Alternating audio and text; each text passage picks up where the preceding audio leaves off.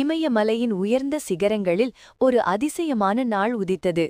அந்த நாள் சாதாரண நாள் அல்ல, உலகத்தின் சமநிலையை மாற்றப் போகும் நாள். பார்வதி தேவியின் அரண்மனையில் மகிழ்ச்சி களிகூர்ந்தது.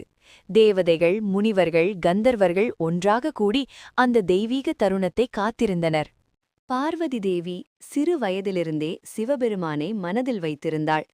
அவள் அன்பு சாதாரணமல்ல, அது தவம், தியாகம், உறுதி ஆகியவற்றால் நிரம்பிய ஒன்று. பல ஆண்டுகள் கடினமான தவம் செய்து அவள் சிவபெருமானின் மனதை வென்றாள்.